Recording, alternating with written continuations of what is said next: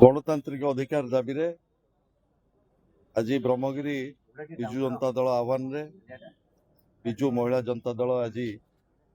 राष्ट्रपति के उद्देश्य रे ब्लॉक प्रशासन को दाबीपत्र प्रदान आपण माने जानिछन्ते भारत वर्षर अनन्य जननायक प्रबाद पुरुष विजु बाबू भारत वर्षर प्रथम जननेता जी 33% महिला मानक संरक्षण देते पंचायत राज व्यवस्था रे। परवर्ती समय भारत वर्षर लोकप्रिय नेता ओडिशार पूर्वतन मुख्यमंत्री श्री नवीन पट्टनायक महिला मानक 50% संरक्षण व्यवस्था देते पंचायत राज व्यवस्था रे। किभली भाव में ग्राम्य भित्तिभूमि सुदृढ़ हम माँ माने क्षमता पाइबे एवं तांको नेतृत्व रे नवीन बाबू नेतृत्व रे ओडिशा रे 7 लाख महिला ग्रुप 70 लाख महिला आज महिला सशस्त्रीकरण गोटे नीरव आंदोलन में परिणत होइछि एवं परवर्ती समय रे ओडिशा विधानसभा रे 33% महिला को विधानसभा एवं लोकसभा रे किभली भाव में संरक्षण करा जिवो सेतिपई प्रस्ताव पारित होइतला एवं परवर्ती समय रे महिला माने किभली भाव में विधानसभा को प्रतिनिधित्व करिवे पार्लियामेंट को जिवे सेतिपई भारत वर्ष रे श्रीयुत नवीन पट्टनायक पदक्षेप उल्लेखनीय। आपण माने जानिछन्ती आस्का संसदीय क्षेत्र श्रीमती प्रमिला विषयी जड़े महिला सशस्त्रीकरण माँ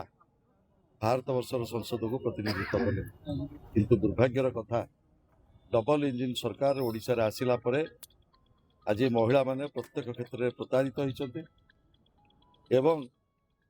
जड़े माँ जी नेतृत्व नौचंती उपमुख्यमंत्री प्रभाती परिडा से कहउछन्ति तमे छेली रखिक लक्षपति हुआ कोटिपति हुआ। आज महिला माने प्रतारित महिला माने निर्यातित एवं जेभली भाव में महिला दुष्कर्म ब्रह्मगिरी रे एवं सारा राज्य रे बढ़ी बढ़ी चली आपण निजे देखुए। आज आईन श्रृंखला परिस्थितिर चरम अधोगति है राज्य रे एवं विशेषकर मु ब्रह्मगिरी कही रखा चाहे आज जड़े व्यक्ति किए अनुगुण आसी ब्लॉक री आस्टाण इंजीनियर एवं इंजीनियरिंग विभाग जो मैंने अधिकारी माने तांको पीसी आदाय करा जाउछ। मु चाहे निर्वाचित प्रतिनिधि माने ब्रह्मगिरी विकास नेतृत्व नियंतु कौन ठिकादार आसिक नेतृत्व न नियंतु। ब्रह्मगिरी गोटे स्वाभिमानी अंचल पंचु पांडवंकर स्थली ये प्रभु अलारनाथ ये विजय करुछन्ति अति बड़ी जगन्नाथ दासंकर पुण्यभूमि माटी सारा ओडिशा को सारा विश्व को प्रभावित करिछि अति बड़ी जगन्नाथ दासंकर भागवत एभली एक माटी रे मु आशा करुछि ए ब्लॉक ठीक भाव में चालू एवं 3 मास धरी जो वृद्ध बुढ़ा बुढ़ी माने भिन्नक्षम माने भत्ता पाई नाहंती वीडियो तुरंत 7 दिन भितर से माने किभली भाव में गरीब लोक भत्ता पाइबे से दृष्टि दियंतु एवं एठी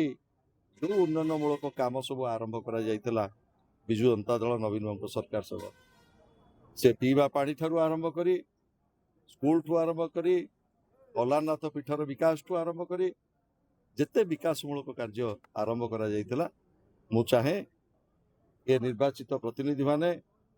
जो दायित्व ब्रह्मगिरीवासी आपण मानक ऊपर न्यस्त करिसंति से कार्य किभली भाव में गतिशील हम सरकार गोटे प्रभावन प्रक्रिया आज काली आमे थिलु आज किए सरकार अच्छी ब्रह्मगिरी विकास गतिशील हो कौन प्रकार राजनैतिक चिंताधारा न रखी किभली भाव में ब्रह्मगिरी चाषीकूल न्याय पाइबे। आपण माने जानिथिबे डीएलपीसी रे निष्पत्ति हला 15 तारिख दिन मंडी खोलिबो आज पर्यंत ब्रह्मगिरी अधारू